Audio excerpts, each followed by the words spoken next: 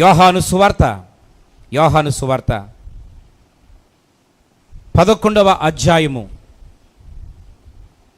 33వ వచనం.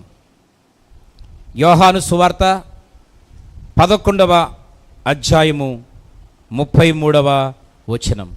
ఆమె ఏడ్చుటయు, ఆమెతో కూడా వచ్చిన యూదులందరూ ఏడ్చుటయు, యేసు చూచి కలవరపడి ఆత్మలో మూలుగుచు అతనిని ఎక్కడ ఉంచితరని అడుగగా. ప్రియ స్నేహితులారా, మనందరికీ సందర్భము తెలుసు. మరి మరియా, మార్తా వీరిరువురికి ఒక అద్భుతమైనటువంటి ప్రేమించే తమ్ముడు లాజరు ఉన్నాడు.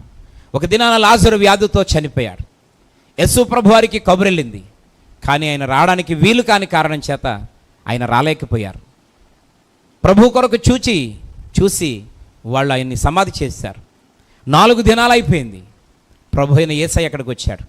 అయితే ప్రియ స్నేహితులారా, మరియా, మార్తలు ఏడుస్తున్నారు, ఆ బంధువులు ఏడుస్తున్నారు. అయితే వారి దగ్గరకు వచ్చి నిలబడినప్పుడు మరియా ఏడ్చే విధానం, ఆ యూదులైన వారందరూ కూడా ఆ మరియ ఏడుస్తూ ఉంటే ఆ విధానాన్ని తట్టుకోలేక వారందరూ ఏడుస్తూ ఉన్నారు. అక్కడ మరియ ఏడుస్తుంది, యూదులైన వారందరూ ఏడుస్తూ ఉన్నారు. తండ్రి అయిన దేవుడు వారి ఏడుపును చూచి ఆయన ఏం చేశాడో తెలిసిన 35వ వచనంలో ఈ విధంగా వ్రాయబడింది, యేసు కన్నీళ్లు విడిచెను. ఎంత అద్భుతమైన మాట ప్రియ స్నేహితులారా.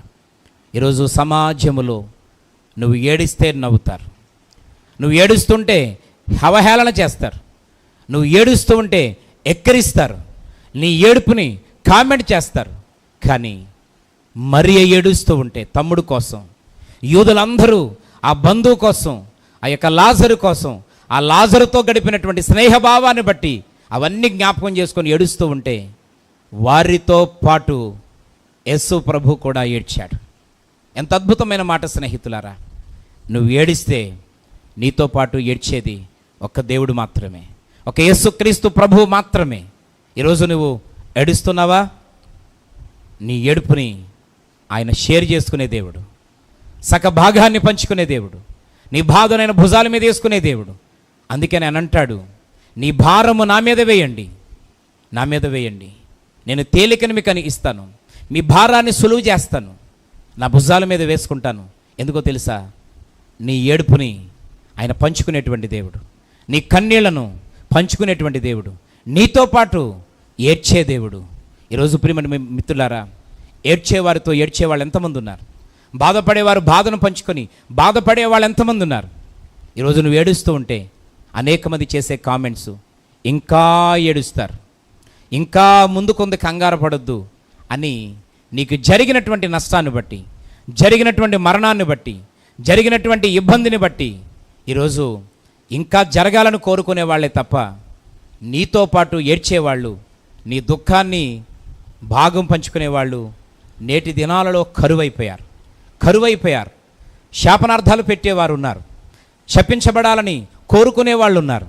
కానీ ఈరోజు నీ క్షేమాన్ని కోరి, నీ ఎదుగుదలను కోరి, నీ ఆనందాన్ని కోరి, నీ సంతోషాన్ని కోరి ఉన్నత స్థితిలో ఉండాలని ఆశపడేవాళ్ళు ఒక్క యేసుక్రీస్తు ప్రభువు మాత్రమే. ఈరోజు ఈ క్షణంలో నీతో మాట్లాడుతున్న జీవం కలిగిన దేవుడు మాత్రమే, ఆయన మాత్రమే నీ దుఃఖాన్ని పంచుకోగలిగినటువంటి దేవుడు. నా ప్రియమైనటువంటి స్నేహితులారా, మరియతో పాటు ఆయన ఏడ్చాడు అంటే కార్యం జరుగుద్ది. సమాధి దగ్గరికి వెళ్ళి ప్రేత వస్త్రాలతో చుట్టబడి సమాధి చేయబడినటువంటి లాజరు బయటికి రా అని పిలిచినప్పుడు సజీవుడై లాజరు బయటకు వచ్చాడు. నా ప్రియ స్నేహితులారా, ఇప్పుడు మరియ ఏడవదు, యూదులైన వారు ఏడవరు. ఎందుకో తెలుసా? వారు ఖాళీగా ఉండి పని పాట లేక ఏడవట్లా, లాజరును కోల్పోయినందుకు వేడుస్తున్నారు, లాజరు మరణించినందుకు వేడుస్తున్నారు, లాజరు చనిపోయినందుకు వేడుస్తున్నారు. ఈరోజు యేసయ్య కూడా వారితో పాటు ఏడ్చాడు. ప్రియమైన మిత్రులారా, యేసయ్య కన్నీళ్లు విడిచిన తర్వాత లాజరు సజీవుడై తిరిగి లేచాడు. ఇప్పుడు లాజరు సజీవుడై మరియా, మార్తల దగ్గరికి తీసుకొని రాబడ్డాడు. యూదులందరి ముందు సాక్షార్థమై నిలబడ్డాడు. వాళ్ళందరూ ఏడవవద్దు అని చెప్పకుండానే, నవ్వండి అని చెప్పకుండానే, ఆనందంగా ఉండని చెప్పకుండానే వారందరూ ఆనందముతో నిండిపోయారు.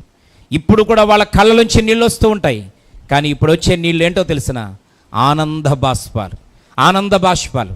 ఈరోజు వాక్యం వింటున్న నా ప్రియ స్నేహితుడా, నా ప్రియమైనటువంటి దేవుని బిడ్డ, ప్రభు మాట్లాడుతున్నాడు. ఈరోజు నీ కళ్ళలోంచి వస్తున్న ఈ కన్నీళ్ళు దేవుడు కొద్ది రోజుల్లోనే ఆనంద బాష్పాలుగా మార్చబోతున్నాడు. ఈరోజు బాధతో కూడిన నీ కన్నీళ్లను ఆనందంతో కూడిన, సంతోషంతో కూడిన, విజయాన్ని సాధించిన కన్నీళ్లుగా దేవుడు మార్చబోతున్నాడు. దేవుడు కార్యం చేశాడని సాక్ష్యం చెప్పేటప్పుడు నీ కళ్ళలోంచి కన్నీళ్ళు వస్తాయి. అవి ఆనంద బాష్పాలు, ఆనంద బాష్పాలు, విజయాన్ని సాధించేటువంటి కన్నీళ్ళు అవి. ఈరోజు నీ కన్నీటిని ఆనంద బాష్పాలుగా దేవుడు మార్చడానికి ఇష్టపడుతున్నాడు. కనుక నా ప్రియమైనటువంటి సహోదరి సహోదరుడా, ఇంతకాలం తెలుసో తెలియకో మనుషుల దగ్గర కన్నీరు కార్చి నీ కన్నీరంతా వృధా చేసుకున్నావేమో. ఈరోజు నుంచి మనే జీవంగల దేవుని దగ్గర కన్నీరు కార్చు. ఆయన నీతో పాటు ఏడుస్తాడు, నీతో పాటు బాధను అనుభవిస్తాడు. నీ కష్టాన్ని కష్టంగా ఆయన భుజాల మీద వేసుకుంటాడు. ఆ పరిస్థితులన్నిటి నుంచి విడిపించి ఆనందాన్ని, సంతోషం అనేటువంటి అద్భుతమైనటువంటి పంట దేవుడు నీకు అనుగ్రహించబోతా ఉన్నాడు. ఈ క్షణమందే ఈ వాక్యమును బట్టి ఒక సరైనటువంటి తీర్మానం తీసుకుంటూ ఇక కన్నీళ్లు అనవసరమైన స్థలాల్లో కార్చకుండా నీ కన్నీటికి విలువనిచ్చి సమాధానమిచ్చేటువంటి జీవం కలిగిన దేవుని సన్నిధిలోనే కన్నీరు కార్చడానికి ఒక తీర్మానం ఇప్పుడే తీసుకో.